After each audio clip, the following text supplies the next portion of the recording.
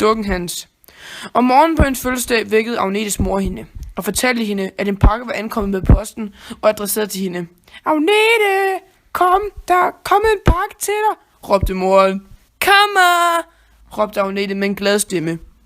Agnete skyndte sig at åbne pakken og blev forfærdet over, hvad hun fandt deri.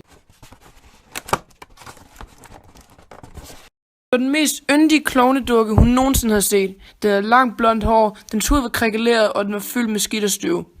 Det mærkeligste af det hele var dens øjne. De var store, hvide og utydelige. Det var ligesom om at kigge ind i en død person. Mor, sagde Agnete. Ja, min skat, sagde moren med et spørgsmålsstemme. Jeg elsker den, tusind tak, råbte Agnete glad og krammede sin mor. Med et smil på læben tog hun dukken ud af pakken og tog den til sig. Moren sagde, at hun skulle lægge den fra sig, for de skulle spise. Af Agnetes familie må man ikke have legetøj med på bordet. Agnete, læg din dukke fra dig, sagde moren med en skarp stemme. Nej, mor, det er min gave, råbte Agnete med en grådig stemme. Agnete prøvede at protestere, men hendes mor ville ikke lytte. Hun tvang den unge pige til at lægge dukken fra sig. For at få hendes mor til at blive urolig, tog hun dukken og proppede den ind i et lille skab under trappen bag en bunke sko. Og først et par nætter senere, da Agnete lå i sin seng, at hun hørte en lyd.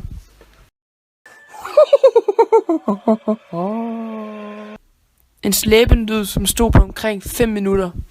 Derefter en kort trækkende lyd, og så lyden af små, løbende og lette fodspor. Agnete rystede af frygt så voldsomt, at hun var ude af stand til at bevæge sig. Hun kunne høre en ro stemme hviske ned. Agnete var så bange, at hun ikke lukkede et øje hele natten, og ventede i frygt til det blev daggry, og hun blev væk af sin mor. Godmorgen, skat. Har du sovet godt? Jeg kunne høre dig snakke i nat. Var alt okay? Agnete forsøgte at forklare sin mor, hvad der var sket aftenen før, men var så træt af, når hendes mor sagde, at det bare var en drøm. Det var bare en drøm, Agnete. Glem det! Men selvfølgelig var det ikke det. Agnete, vi skal spise. Kom! Agnetes far var uddannet kok, så han havde styr på, hvad han lavede til familien. Må jeg tage dukken med, far? Sagde Agnete med en håb i stemmen. Ja, så lad dig gå denne gang. Men kun denne gang, sagde faren med en hård stemme. Til aftensmad blev dukken ved med at kigge på faren med den utydelige hvide øjne. Agnete, kan du ikke lige fjerne din dukke væk fra bordet? Sagde faren med en hård og bange stemme. Jo, far. Agnete skulle i seng blev ved med at fortælle sig selv, at det kun var en drøm. Hun tjekkede det sidste sted, hvor hun havde lagt dukken, men den var væk. Den nat kæmpede Agnete for at holde sig vågen, men til sidst vandt søvnen. Pludselig vågnede hun, da hun hørte den dybe og kolde stemme igen. Hun spekulerede på, om det kun var i hendes hoved. Agnete, kom og find mig, blev det sagt. Derefter kom en støj, og så blev det stille. Døren til kælder var helt åben. Faren havde sagt tidligere på dagen, at han skulle ordne noget dernede. Agnete gik stille ned ad trappen. Der var mørkt nede i kælderen. Far, er du hernede? Agnete! Råbte faren med en rædselig stemme. Ja, far, jeg er bange. Rolig nu, Agnete. Det skal nok gå. Men dukken, den er...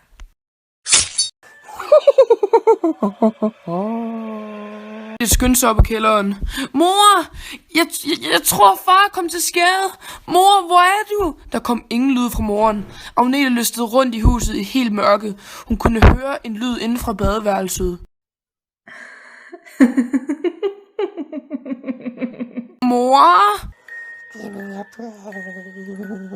Agnete løb op på første sal og lagde sig hurtigt ind under sengen. Agnete, jeg er på første sal.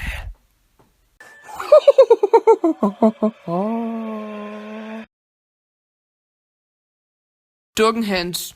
Om morgenen på hendes fødselsdag vedgav Agnetes mor hende og fortalte hende, at en pakke var ankommet med posten og adresseret til hende.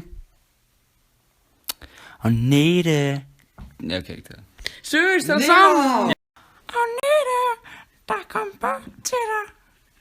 Nej, jeg kan ikke. Det er godt. Agnete, vi skal spise. Kom. Agnetes far var uddannet kok, så han havde styr på, hvad han lavede til familien. Må jeg tage dukken med?